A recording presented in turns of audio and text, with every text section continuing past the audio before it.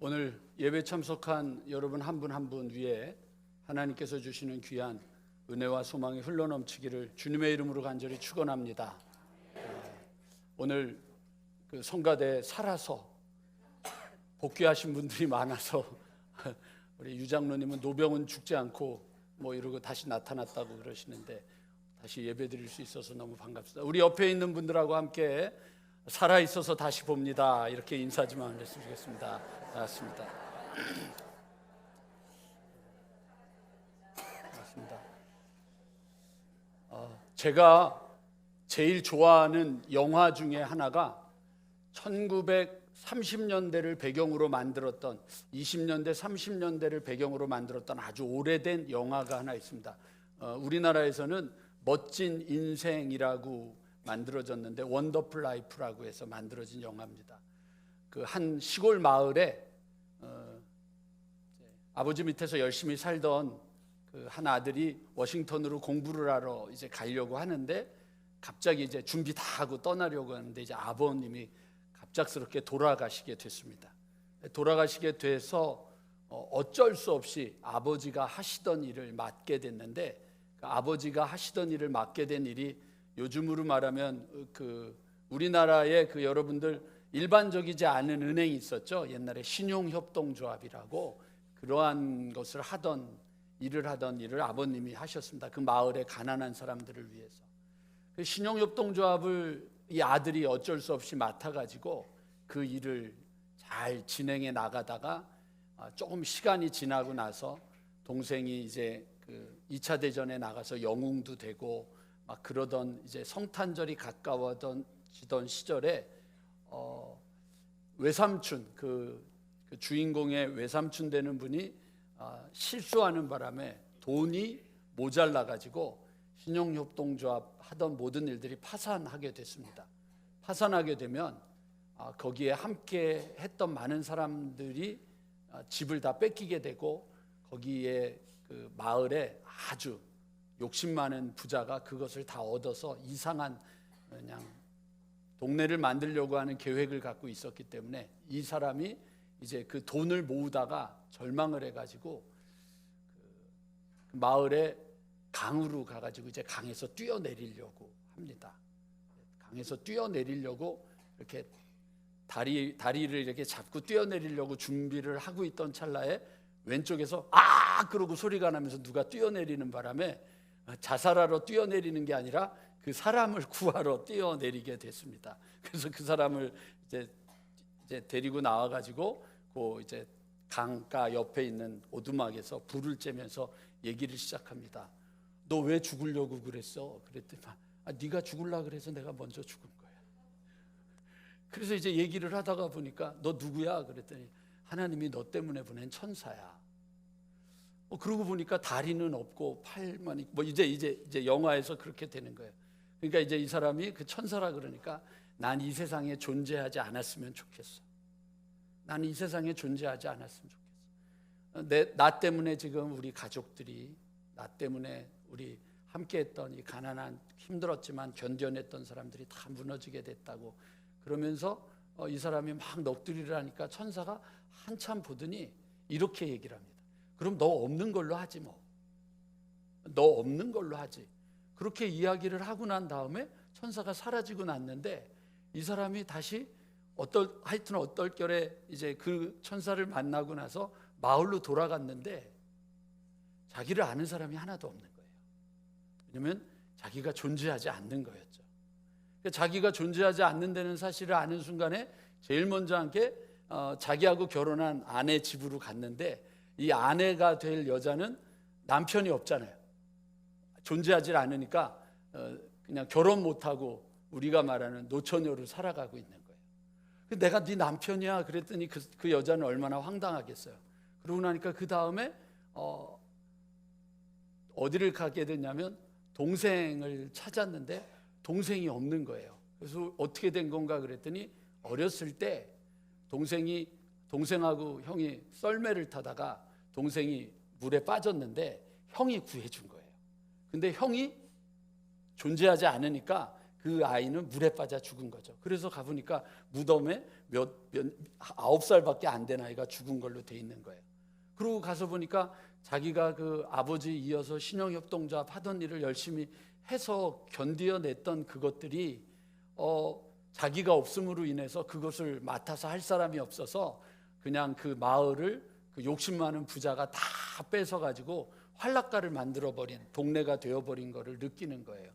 그리고 자기가 도와줘가지고 그 술 파는 곳에서 일하던 자매가 이렇게 새로운 삶을 얻게 됐었는데, 거기에서 이제 그냥 아주 술집에서 아주 그냥 난리가 아닌 여자로 유명해져 있는 것도 보고, 어렸을 때 자기가 그 가게에서 아르바이트를 하고 있었는데 그 주인이 아들이 전쟁에 나가서 죽었다는 소식을 듣고 1차 대전 때 그거는 죽었다는 소식을 듣고 약을 이제 조금씩 하는데 약을 잘못해가지고 큰 사단이 벌어질 뻔했었던 걸 이 아이가 그거를 알고 고쳐줬었는데, 이 아이가 존재하지 않으니까 그때 이분은 또 약물을 잘못 사용한 걸로 인해서 이제 알코올 중독자가 되고 문제가 된 거예요. 그러니까 이 사람이 그제서야 정신을 차리고 나서 내가 없으면 인생이 어떻게 될까를 생각하니까 너무 많은 것들이 망가져 있는 것을 깨닫게 된 거죠. 그러니까 이제 울면서 다시 기도를 하는 거예요. 하나님, 내게 한 번만 더 기회를 주셔서, 하나님 내게 한 번만 더 기회를 주셔서 내가 이 상황을 감당하고 감옥에 가더라도 하나님 내가 살았으면 좋겠습니다. 그리고 기도를 하고 난 다음에 다시 원 상태로 돌아와서 자수하러 가려고 가족들을 만나러 집에 딱 도착을 했어요. 딱 도착을 했더니 동네 사람들이, 자기에게 도움을 받았던 모든 사람들이 그 집에 있는 모든 돈들을 다 가지고 와서 그 문제됐던 것들을 다 갚아주면서 이제 그러면서 이제 성탄절 노래를 부르면서 끝나는 거예요. 이 세상에 가치 없는 존재는 하나도 없어요. 여러분이 존재하지 않았다고 한다면 얼마나 슬픈 일이 있을까라고 하는 걸 생각해 보신 적이 있어요? 여러분이 존재 않았다면, 여러분은 지금 어쩌면 남편 때문에, 여러분은 어쩌면 아내 때문에, 여러분은 어쩌면 아버지 때문에, 어머니 때문에 너무 힘들고 지치는 삶을 살고 있을지 모르지만, 그러나 그 답답한 남편 때문에 내 아이가 있다고 생각해 보세요. 정말 그 말도 안 되는 것 같은데 그것 때문에 내가 여기 있다고 생각해 보세요. 여러분들은 이 음파 정말 그러고 속상해하고 힘들어하고 있다고 생각을 하고 있는데, 그래도 이 음파 때문에 여러분들의 삶에 힘도 되고 소망도 되고 여러분들이 다시 일어날 수만 있다고 한다면 이 세상에 여러분들 가치 없는 것은 하나도 없습니다. 오늘 저는 여러분, 이곳에 있는 이 자리에 앉아 있는 여러분 중에 단 한 분도 가치 없이 살아가는 분이 없음을 믿기에, 그 믿음으로 여러분들 가치 있고 존귀한 아주 스페셜한 여러분들의 삶이 되기를 주님의 이름으로 간절히 축원합니다. 그런 의미에서 여러분, 이 세상에 존재하는 모든 사람들은 다 진짜 원더풀 라이프입니다. 멋진 인생을 살고 있다고 하는 것을 잊어버리지 마시고 여러분들의 삶에 좀 더 힘과 소망을 갖게 되기를 원합니다. 근데 그 소망을 갖게 되는 일에 우리가 놓치지 말아야 될 것이 있는데, 그게 뭐냐면 오늘 여러분들 사도행전 2장 본문에 있지 않습니까? 저는 여러분 사도행전 지난주일부터 저희가 생명의 삶으로 시작을 했잖아요. 그래서 8월 31일까지 생명의 삶으로 했기 때문에 지난 우리 그 여선교회 회장단하고 간담회 때도 얘기를 했지만 새벽 기도에 제가 안 빠질 겁니다. 8월 31일까지. 그래서 우리 교육자들하고 휴가를 할 때 사도행전 다 끝나면 9월 달에 내가 휴가 가겠다라고 얘기를 했습니다. 그러니까 여러분, 저는 우리 교회에 와서 사도행전을 하면서 사도행전이 우리 교회가 되어야 된다고 생각하고 준비를 하고 있기 때문에 말씀을 여러분들과 함께 읽고 말씀을 듣고 말씀에 대한 고민을 갖는 일들을 여러분 결코 소홀히 하지 않기를 바라면서 오늘 사도행전의 시작되는 성령에 대한 이야기를 좀 여러분들에게 드리려고 합니다. 교회를 다니는 사람들이 갖게 되는 가장 불편한 질문이 하나 있습니다. 그게 뭐냐면 이렇게 제가 이렇게 성가대원들을 이렇게 눈을 딱 보면서 질문을 던지면 여러분들 스스로가 이렇게 고개가 숙여지는 일이 있어요. 그게 뭐냐면 질문을 하나만 던지면 돼요. 성령 받으셨습니까? 그러면 되게 민망해져요. 그리고 이제 대답을 하면 그분의 눈을 보면서 제가 증거가 뭡니까? 이러면 이제 그 다음부터 더 민망해지는 거죠. 성령 받으셨습니까? 라고 말하는 그 순간에 우리들은 예수 믿습니까? 그럼 예 라고 대답을 하는데 성령 받았습니까? 라고 말하면 굉장히 불편해요. 왜냐하면 한국 교회는 성령 받은 것을 하나로 통일해 버렸던 분들이 계셨어요.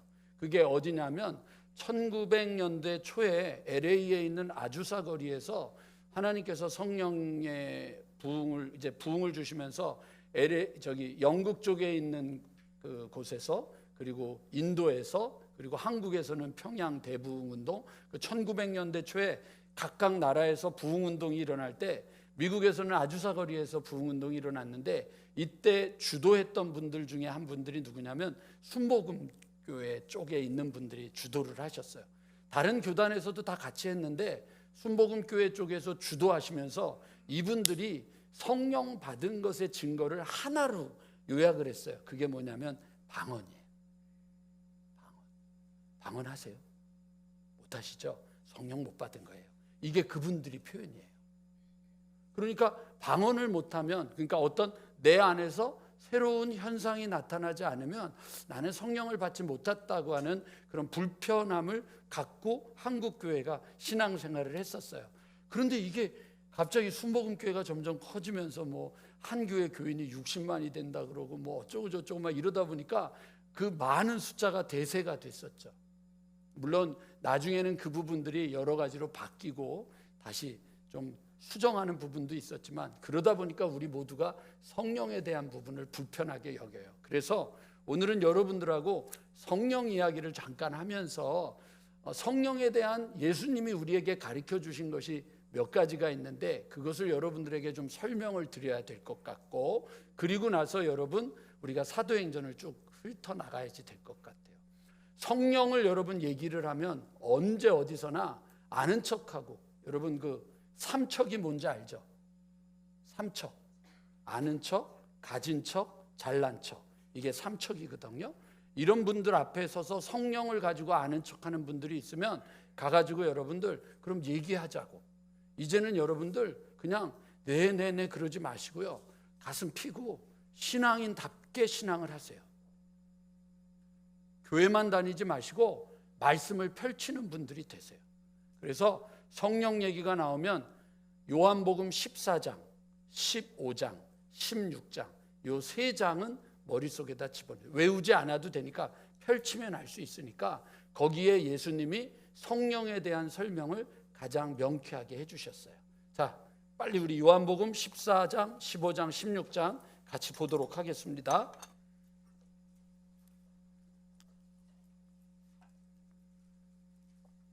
요한복음 14장 16절에 보면 내가 아버지께 구하겠으니 그가 또 다른 보혜사를 너희에게 주사 영원토록 너희와 함께 있게 하리라.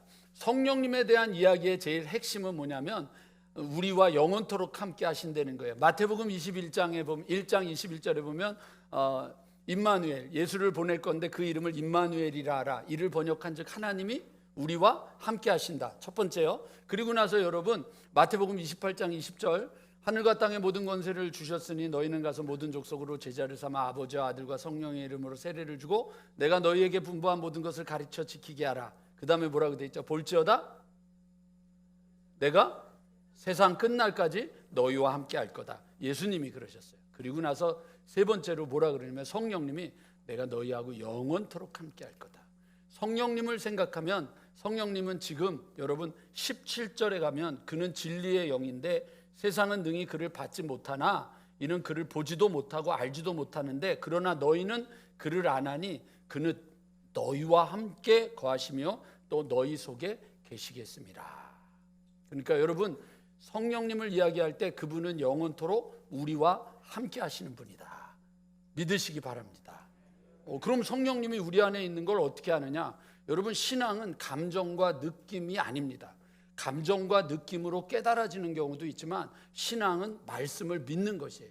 고린도전서 12장 3절에 보면 고린도전서 12장 3절에 보면 뭐라고 되어 있냐면 성령으로 아니하고는 예수를 주로 시인할 수 없다.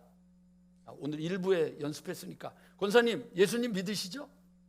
아멘. 예. 굉장히 지금 당황하게 아멘을 한 거는 그 다음 질문이 있을까 봐 불안해 하시는 거예요. 걱정하지 마세요. 성령님을 예수님을 믿으십니까? 라고 할 때 아멘이라고 대답하는 것은 고린도전서 12장 3절을 적용해 보면 내가 예수를 고백했다고 하는 건 내 안에 누가 계신 거예요? 그렇죠. 성령님이 내 안에 계시면 여러분 예수를 고백하지 못합니다. 이걸 어떻게 하느냐면요, 한 3번에서 5번만 물어보면 돼요. 진짜요? 권사님 진짜예요? 아이, 그러지 말고 당황하지 마세요. 권사님 그냥 연습하는 거니까. 여러분 이렇게요, 5번 정도만 정말 당신이 예수를 믿으십니까? 라고 하는 질문을 하면은요, 답이 안 됩니다. 내 안에 성령님이 계시지 않으면 여러분 그 대답이 그렇게 쉽게 나올 수 있는 게 아닙니다. 그러니까 우리 안에 누가 계시다고요? 성령님이 계신 겁니다. 이걸 먼저 여러분 꼭 기억해야 됩니다. 또 하나가 있는데 14장 26절입니다. 보혜사 곧 아버지께서 내 이름으로 보내실 성령, 그가 너희에게 모든 것을 가르치고 내가 너희에게 말한 모든 것을 생각나게 하리라. 그러니까 성령님이 오셔야 무슨 일이 벌어지냐면 너희에게, 예수님이 우리에게 가르쳐 주신 것을 우리가 알게 되는 거예요. 예수님이 가르쳐 주신 거예요. 그러니까 여러분, 내 안에 성령님이 오신 분은 여러분 가만히 있으면 안 돼요. 게을르면 안 돼요. 그럼 그건 성령님이 안 계신 거예요. 성령님은 오셔서 우리를 귀찮게 하신다고요. 가르치신단 말이에요. 공부 좀 해. 공부 좀 해. 제가 지난번에 얘기했잖아요. 여러분, 제가 해외에 살면 영어 잘해요? 못한다고요. 제가 그랬잖아요. 뉴질랜드에서는 여러분 뭐라 그랬어요? 음주 측정기가 부는 게 아니라 말하는 거란 말이에요. 근데 거기에서 제가 얼마나 망신을 당했다고요. Your name, your address 이러는데 저는 그 말을 못 알아들었단 말이에요. 그래가지고는 한국에서 하는 줄 알고 후 이러고 불었다가 망신을 당한 거예요. 해외에 산다고 영어가 잘 되는 게 아니라, 교회에 다닌다고 신앙이 잘하는 게 아니라고요. 신앙은 자동적인 게 아니에요. 신앙은 자라나려면 여러분 우리에게 성령님이 오셔서 가르치고 우리에게 오셔서 생각나게 하신다는 그분을 따라갈 줄 아는 용기가 필요한 거예요. 잊어버리시면 안 돼요. 15장으로 가면 여러분 26절에 또 나와요. 성령에 대한 표현이 나오는데 내가 아버지께로부터 15장 26절 너희에게 보낼 보혜사 곧 아버지께로부터 나오는 진리의 성령이 오실 때에 그가 나를 증언하리라. 그러니까 성령님이 하시는 일은 뭐냐면 예수님을 증거하시는 거예요. 그러니까 여러분 성령님이 오셨다고 막 은사를 받았다고 막 은사운동을 하는데 성령님의 역사의 핵심은 뭐냐면 예수 그리스도를 믿게 하는 거예요. 그리고 예수 그리스도 안에서 자라게 하는 거예요. 그런데 여러분 성령 받았다고 말하면서 뭐 예언도 하고 뭣도 하고 뭣도 하고, 아유 하지 마세요. 제가 은사운동하는 교회에서 살아봤고 우리 또 장모님이 은사운동을 하셨기 때문에 그거를 지켜봤어요. 봤는데 현상이 있어요. 진짜 제가 봤어요. 말씀 전하고 기도하는데 그냥 넘어져가지고 입신 들어가고 뭐 천국을 봤다 그러고 뭐 그래요. 근데 그의 삶은 말할 수가 없어요. 그러면 여러분 그건 성령님의 역사가 아니에요. 그냥 현상만 나타나는 거예요. 성령님은 우리를 그렇게 내버려 두지 않는 분이에요. 그래서 여러분 또 하나 16장 여러분 7절로 가면 그러나 내가 너희에게 실상을 말하니 내가 떠나는 것이 너희에게 유익이라. 내가 떠나지 아니하면 보혜사, 계속 보혜사라고 나오잖아요. 이 보혜사라고 하는 말이 되게 우리에게는 낯설고 어려운 표현인데 영어 성경에서 여러분 이 표현을 자주 많이 사용하는 게 두 가지 표현으로 쓰는데 하나는 뭐냐면 헬퍼라고 하는 표현을 쓰고요. 하나는 뭐냐면 카운셀러라고 하는 표현을 많이 써요. 그러니까 성령님은 오셔서 뭐 하는 분이냐면 우리를 도우시겠다는 거예요. 성령님이 우리를 도우신다는 거예요. 그러니까 로마서 8장에 보면 우리는 기도할 바를 모르는데 성령님께서 말할 수 없는 탄식으로 우리를 위하여 간구하신다 그랬잖아요. 그러니까 우리를 도우시는 방법 중에 하나로 성령님이 역사하시는 거예요. 그리고 우리가 어떻게 해야 될지를 모를 때 성령님이 오셔서 우리에게 상담자가 되어주신다는 거예요. 그런데 여러분 잊지 마셔야 될 게 있는데 14장 잠깐만 돌아가서 14장 16절 요거를 꼭 기억해야 돼요. 같이 읽어볼게요. 14장 16절 시작. 예, 여기 뭐라고 돼 있어요? 그가 보혜사를 이라고 안 돼 있고 뭐라고 돼 있어요? 또 다른 보혜사. 그러면 또 다른 보혜사라고 하는 것은 그 전에도 보혜사가 있었다는 얘기가 되는 건데, 그 보혜사가 누구냐면 예수님이에요. 예수님이 우리에게 돕는 자로, 우리가 하나님 앞에 나아갈 수 없는데 하나님 앞에 나아갈 수 있도록 우리를 돕는 자로, 그리고 우리의 모든 것들을 상담해 주시는 자로 오셨는데, 예수님께서 나보다 또 다른 보혜사를 보내주시겠다. 왜? 왜냐하면 여러분, 지금 예수님이 예루살렘에 계시다 그러면 우리 다 예루살렘 가야 되잖아요. 돈 없으면 못 간단 말이에요. 비행기 타고 가야 되는데 갈 수가 없단 말이에요. 여러분, 지금 세계가 얼마나 난리가 나겠어요. 그런데 성령님, 영이 계시니까 지금 한국에서 드리는 이 예배 시간, 여러분, 이 시간적으로 그렇잖아요. 아마 제가 살았던 뉴질랜드는 3시간 앞서거든요. 3시간 앞서니까 또 다르죠. 지금 아마 미국 쪽은 이제 토요일 날 저녁이 될 것 같고, 시간들이 다 다른데 그 성령님이 세계 모든 곳에서 예배를 드릴 때마다 모든 예배 가운데 역사하신다. 그건 뭐예요? 그분이 보혜사 성령님이 되셨기 때문이에요. 성령, 영이 되셨기 때문이에요. 그분이 오셔서 우리에게 하시는 거예요. 그런데 그 보혜사가 다시 16장으로 가서 너희에게 오시지 아니할 것이요 가면 내가 그를 너희에게 보내리니, 8절, 죄에 대하여 의에 대하여 심판에 대하여 세상을 책망하실 건데, 하나만 오늘은 얘기할게요. 9절 다 같이 시작.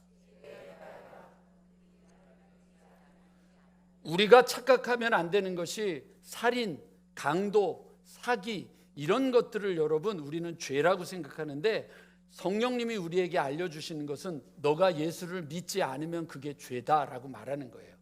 예수를 믿지 않기 때문에 우리에게 죄의 열매들, 죄의 현상들이 벌어진다는 거예요. 그러니까 성령님이 오시면 죄에 대해서 얘기하시는 거예요. 여러분 기억하시죠? 금요일 날 제가 기도회 때 말씀드렸잖아요. 눈물을 흘리는 거예요. 사람이 성령을 만나면 눈물을 흘려요. 왜? 내가 죄인인 것을 깨닫게 되고 눈물을 흘리는 거예요. 이걸 경험해야 되는 거죠. 하나만 더 성령에 대해서 얘기할게요. 여기 보면 16장 13절, 그러나 진리의 성령이 오시면 그가 너희를 모든 진리 가운데로 인도하시리니 그가 스스로 말하지 않고 오직 들은 것을 말하며 장래일을 너희에게 알리시리라.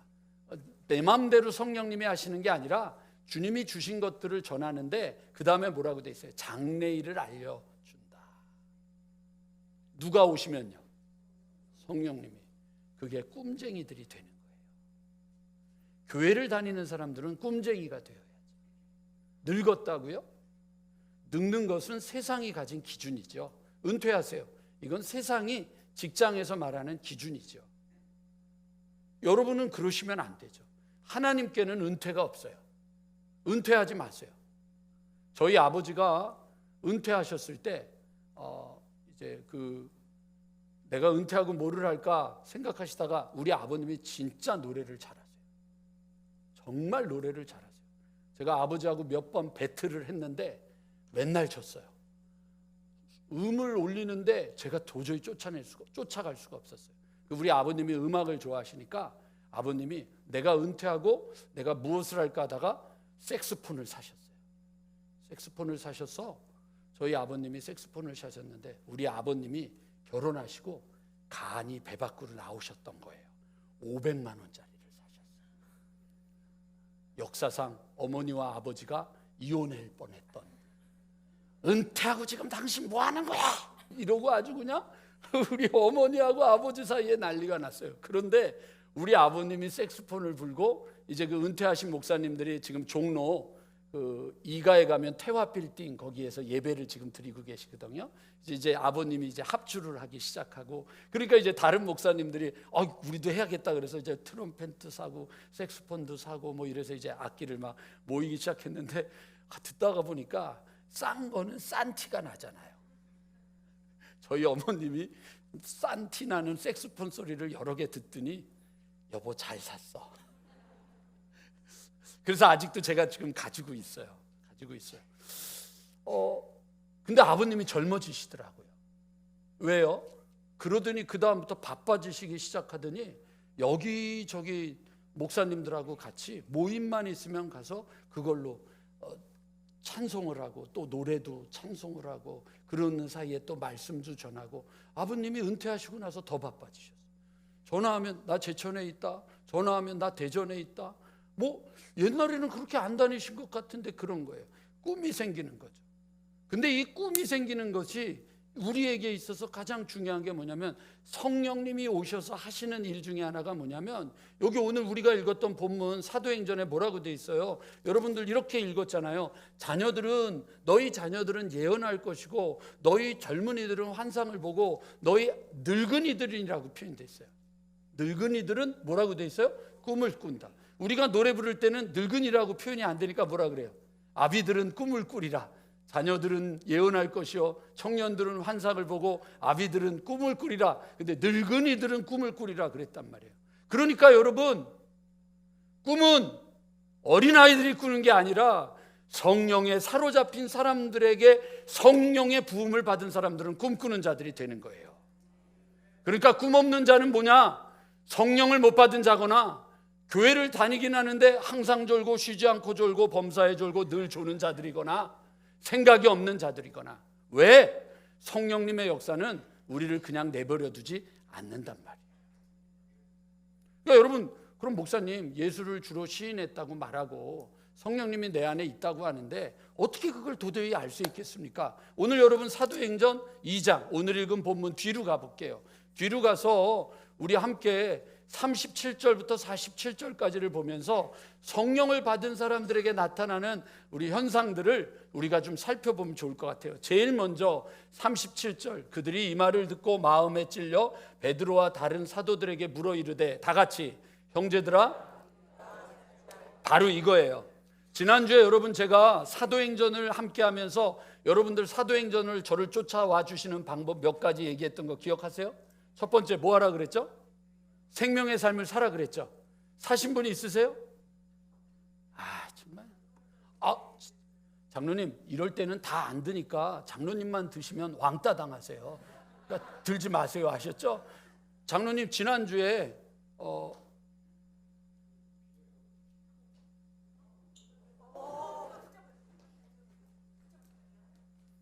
그쪽으로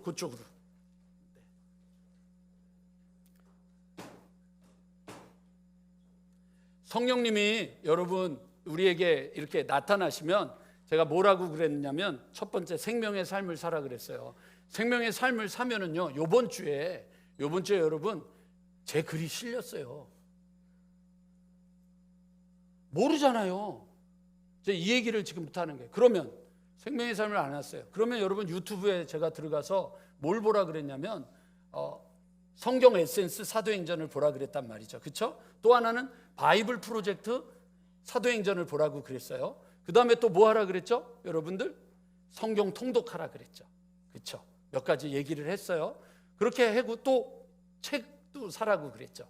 그 세왕 이야기를 썼던 분이 쓴 책인데 우리나라에서는 세왕 이야기가 어마어마하게 많이 팔렸어요. 60만 부 이상 팔렸으니까. 근데 그분이 쓴 책인데 이야기 사도행전이라고 우리나라에서 번역이 됐어요. 자, 그렇게 하라고 말씀을 드렸어요. 자, 그런데 설교가 딱 끝나고 예배가 끝났는데 몇 분이 저한테 눈을 크게 띄고 쫓아와 가지고 뭐라 그러냐면 목사님 절판입니다. 절판됐습니다. 그러는 거예요. 그게 뭔지 아세요, 여러분? 반응한 거잖아요. 뭔가 이야기가 들렸는데 그래? 그러면 내가 유튜브를 찾아봐야겠구나. 아니면 내가 생명의 삶을 사야겠구나. 아니면 내가 성경을 읽어야겠구나. 이게 뭐죠? 반응이거든요. 신앙의 역사는요, 반응해야 일어나는 거예요. 여러분 예배를 드리자고 여기 모여 있는 게 아니라 우리가 예배를 드리러 모인 것은 아이고 하나님이 계신데 내가 잊어버렸네. 그렇지. 하나님이 역사하시지. 하나님이 우리의 삶의 주인이시지. 이걸 깨달은 거예요. 근데 여러분 깨달은 다음에 나가자마자 다시 텔레비전은 나의 목자시니 내게 부족함이 없으리로다. 그가 나를 소파에 앉게 하시며 내 손에 리모컨을 주어 주시는도다. 여러분 그러면은 이미 하나님이 없어져 버린 거잖아요. 그럼 그건 반응이 아니라는 거예요. 예배만 드린 거죠. 예배를 드린 다음에 여러분들 성령님의 역사하심은 우리가 말씀을 듣고 깨닫고 느끼고 눈물 흘리고 감동받고 찔리는 일에 대해서 우리가 어찌할 거라고 말하며 반응할 때 역사가 나타나는 거예요. 왜 늙어요? 반응을 안 하니까 늙는 거예요. 반응을 하셔야 돼요. 지난 목요일 날 저희 집에 제가 처음으로 이제 한국에서는 처음으로 이 개인 주택에 사는 거예요. 저희 집이 개인 주택이에요. 태어나서 처음이에요. 뉴질랜드에서는 그렇게 살았지만, 그러니까 이게 택배가 오면 어떻게 할 수가 없는 거예요. 그래서 택배통을 샀어요. 택배통을 샀는데 저희 집 정리를 하느냐고 포클레인이 들어왔다가 이 기술자가 택배통 옆에를 찌그러뜨렸어요. 그래서 뭐 아멘할 건 아니죠. 네. 택배통을 그냥 잘 이렇게 그런데 생각해 보니까 좀 마음이 안 좋네. 아니 내 거 부셔줬다는데 아멘이 왜 나와? 그래서 이제 이렇게 해놨는데 목요일 날 우리 동네 분 중에 한 분이 그 택배통을 보고는 집어가가지고 없어져 버린 거예요. 집어져가지고 없어져가지고 야 이거 어떻게 찾냐 그러고 이제 저하고 저희 아내가 CCTV를 다 주전데 왜 우리 동네에 CCTV도 없어.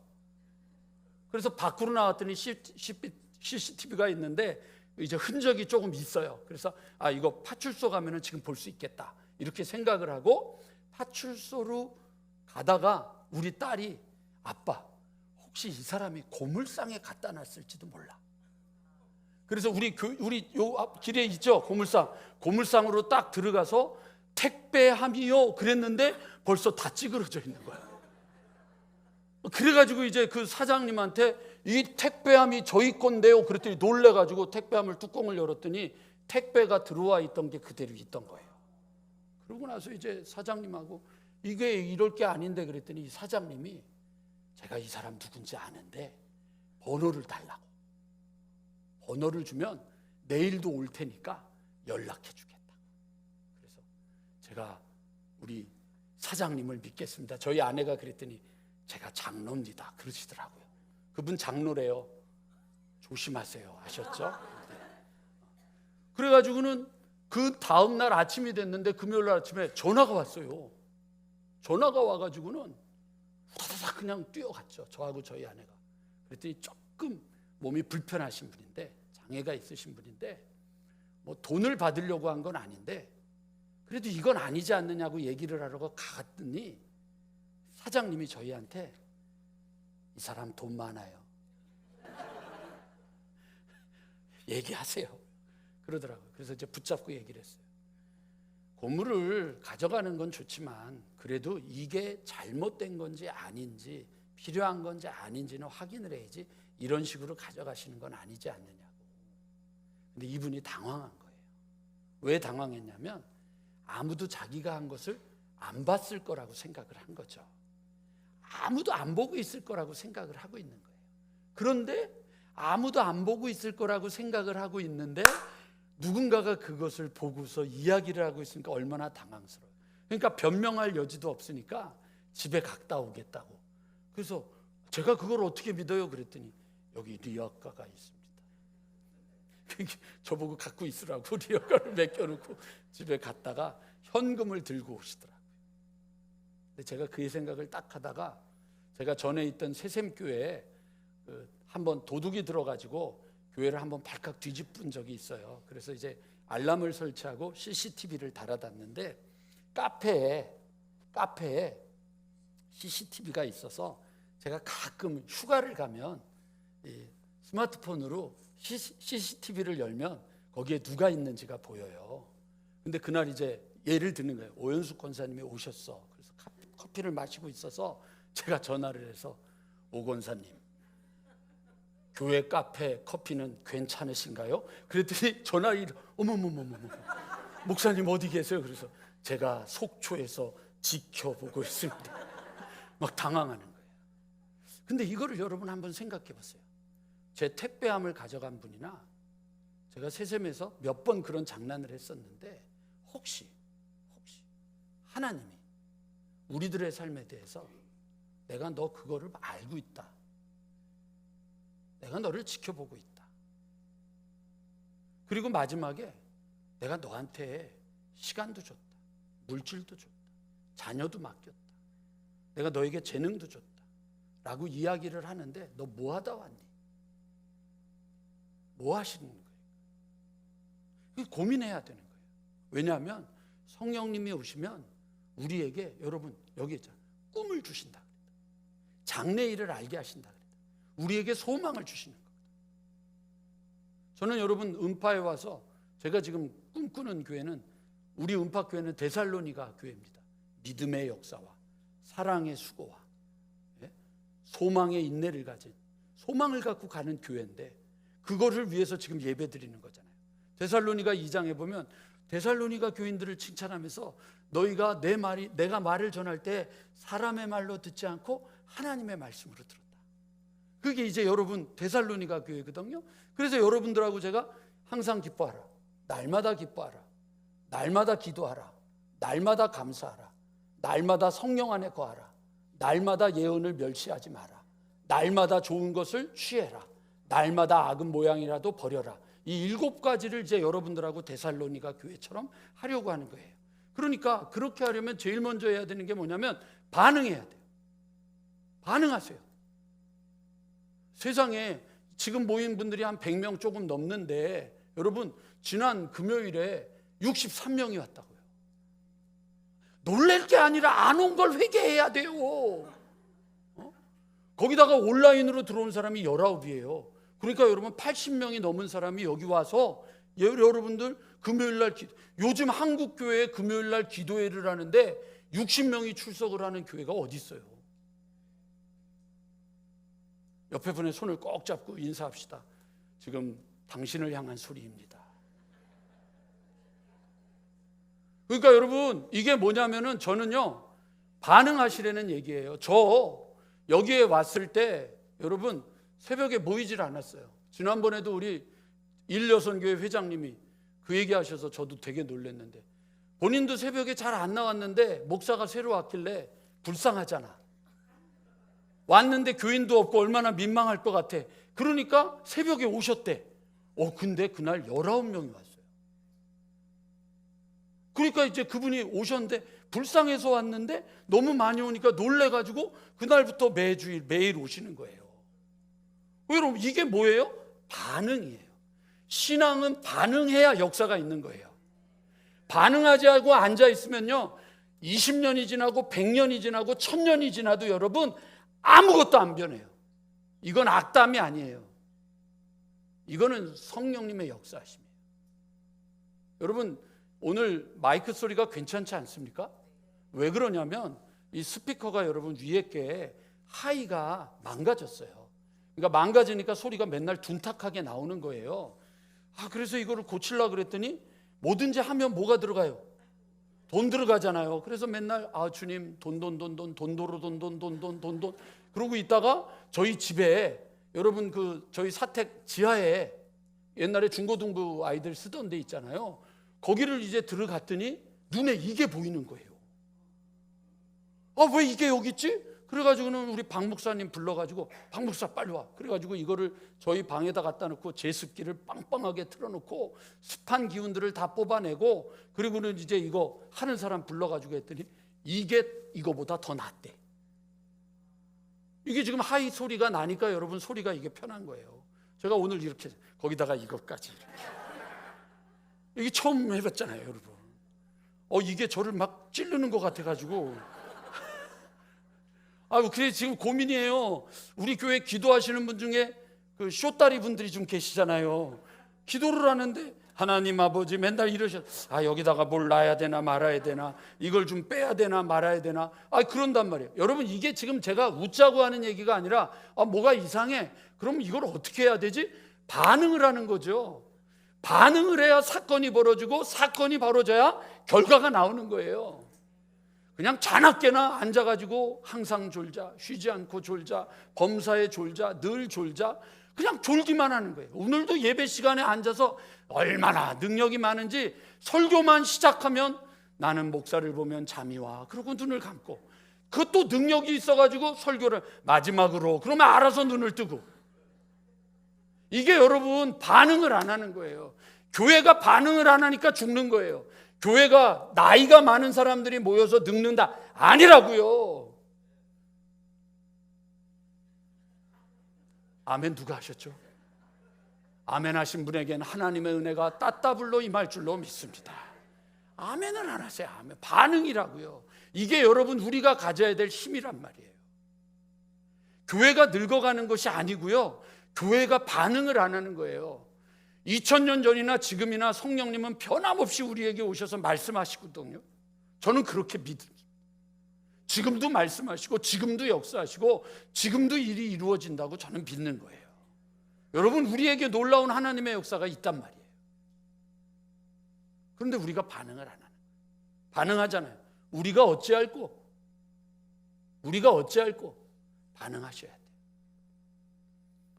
어제도 혼났는데 목사님, 제1여선교회, 제2여선교회, 제3여선교회 성도님들은 오래 있으면 화장실이 급해집니다. 빨리 끝내주십시오. 그래서 오늘 끝내려고 그랬는데 시작도 못했으니 이걸 어떻게 해요? 두 번째, 여러분, 성령님이 임하시면 나타나는 현상이 있어요. 그게 뭔지 아세요, 여러분? 성령님이 역사하심을 받는 사람들은요, 절대 혼자가 되지 않아요. 볼게요. 어디를 보시냐? 성경 우리 피셨죠? 제가 읽어드릴게요. 42절 서로 교제했다. 44절 다 함께 있어 모든 물건을 서로 통용했다. 45절 각 사람의 필요를 따라 나눠주었다. 46절 마음을 같이 했다. 혼자가 되면 안 돼요. 신앙은 여러분 혼자 하지 마세요. 신앙은 어떻게 해야 돼요? 같이 해야 돼요. 옆에 분하고 연습합시다. 옆에 있어줘서 고마워. 옆에 있어줘서 고마워. 여러분 옆에 있으면 안 돼요. 여러분 오늘은 제가 예배 끝나고 저기 우리 나가는 데 있죠? 그 나가는 데, 차 나가는 데 우리 통행 거기 나가서 지키고 있을 거예요. 두리두리 예배를 안 드리고 도망가는 사람들을 출석을 체크할 거예요. 지켜볼 거예요.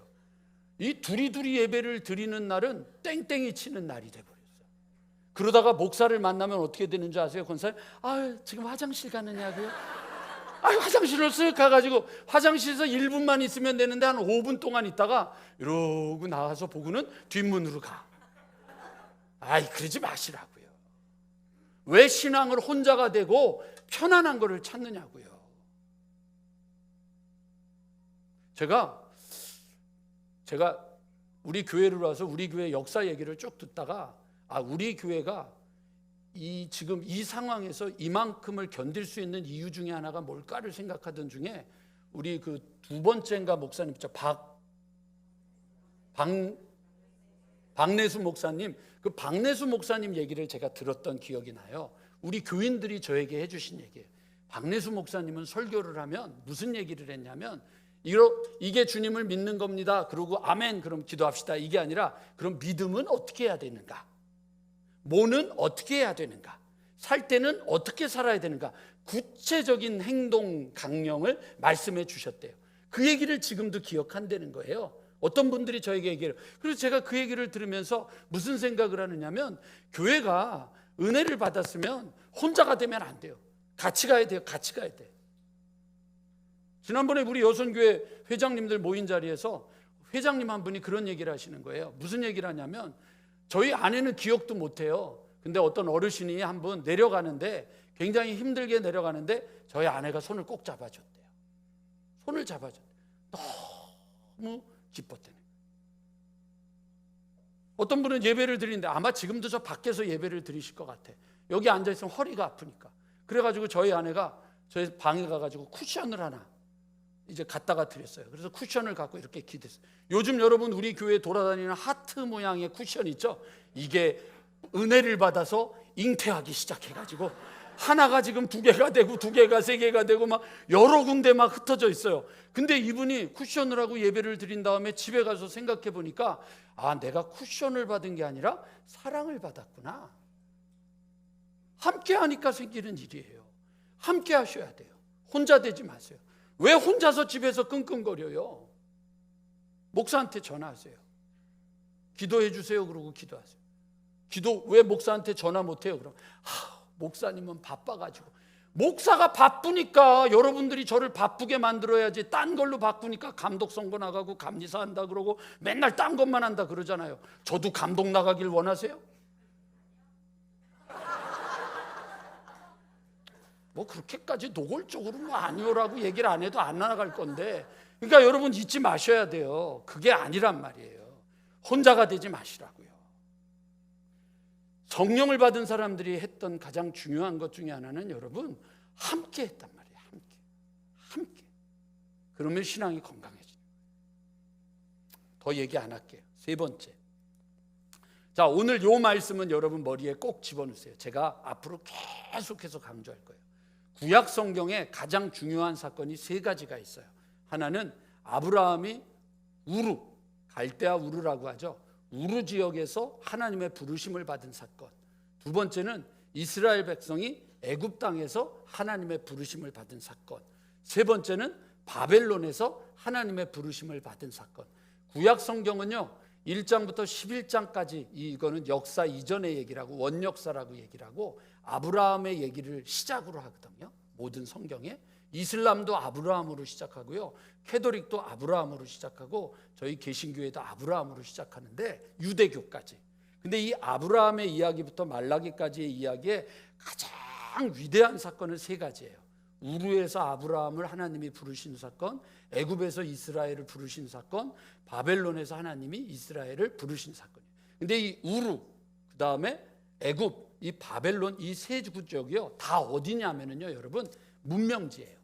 중국의 황하 문명, 인도의 겐지스강 문명, 그 다음에 그 다음으로 오면 여러분 유프라테스강, 티그리스강, 거기가 메소포타미아 문명, 그리고 나일강 문명, 이 네 가지 문명이 있는데 우르하고 바벨론은요 유브라테스강, 티그리스강의 메소포타미아 문명지 얘기예요.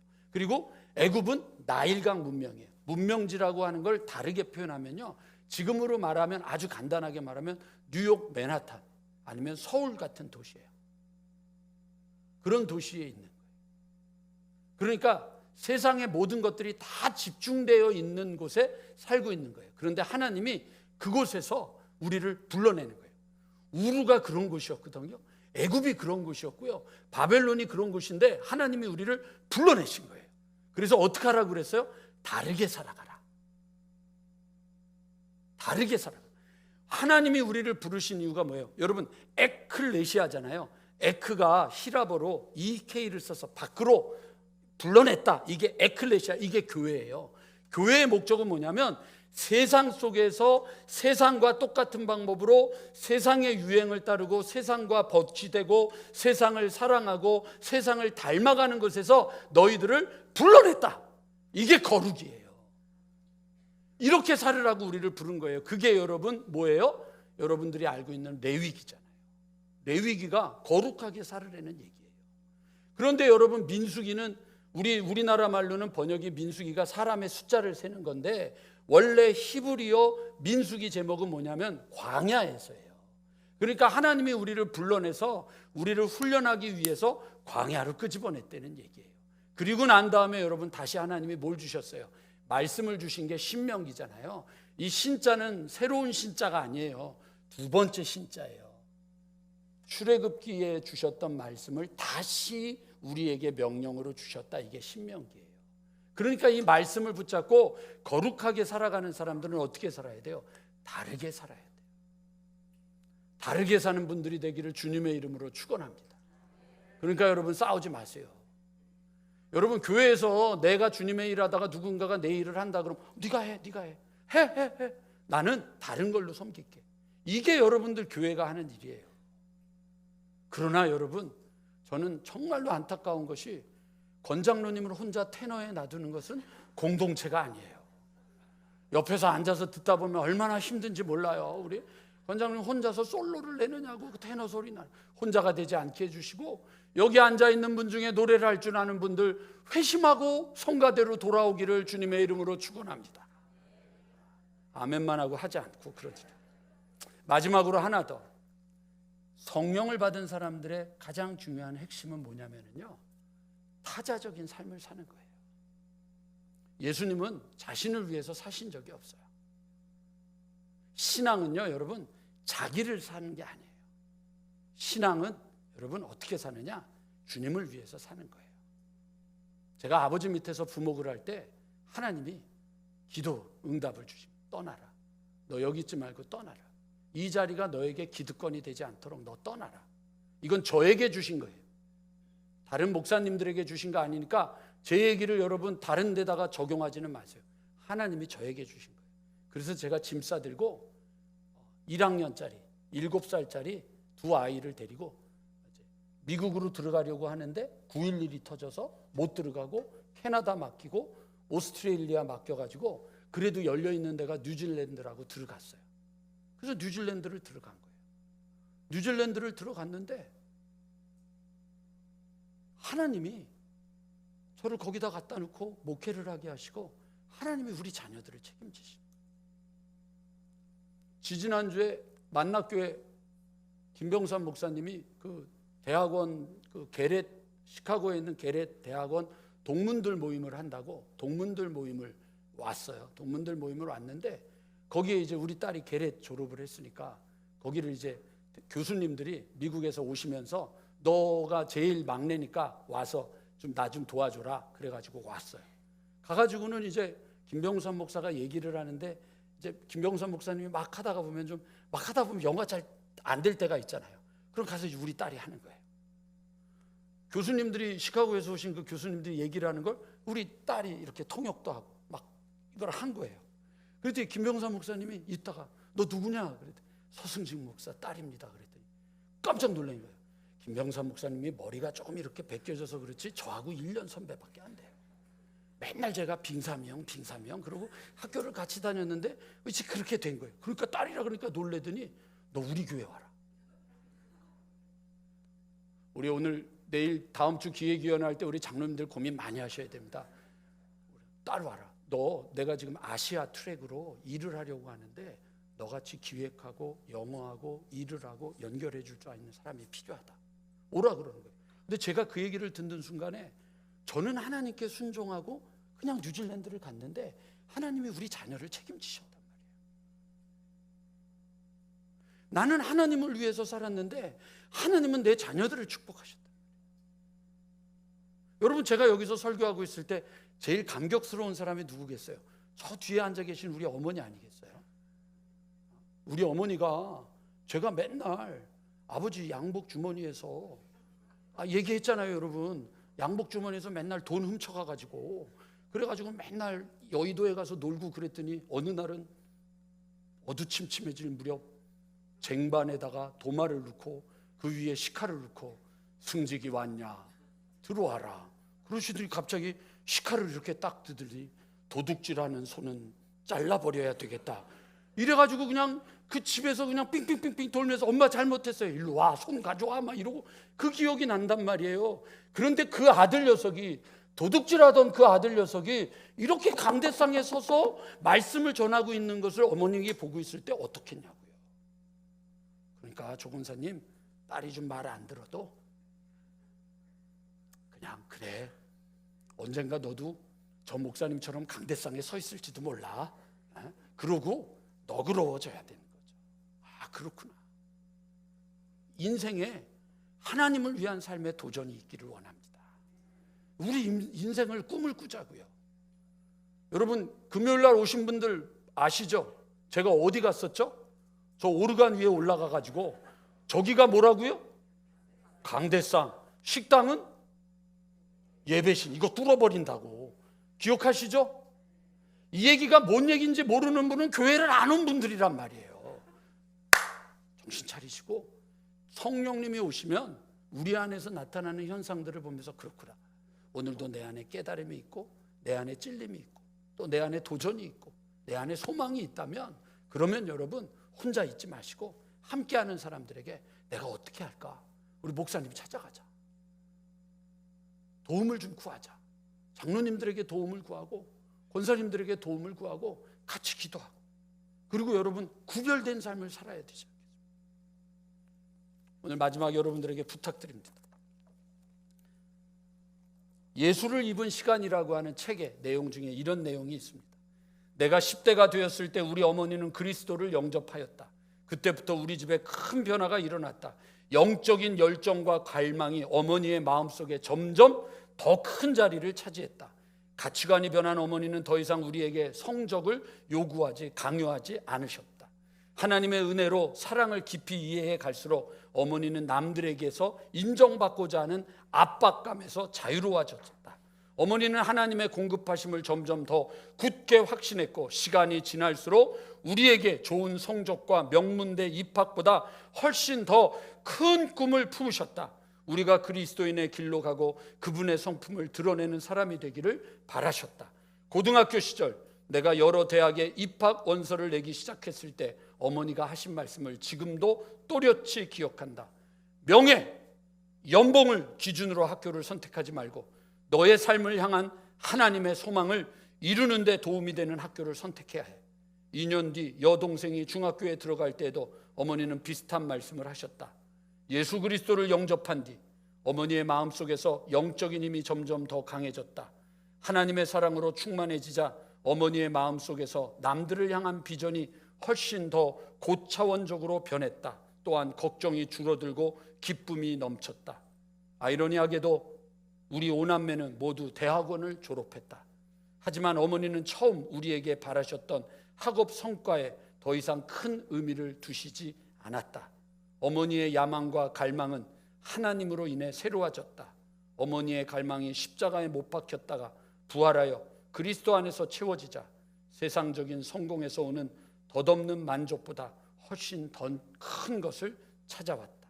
그것은 바로 하나님과의 풍성한 관계를 통해 찾아오는 깊고도 오래가는 행복이다. 그냥 늙는 이들은 늙은입니다.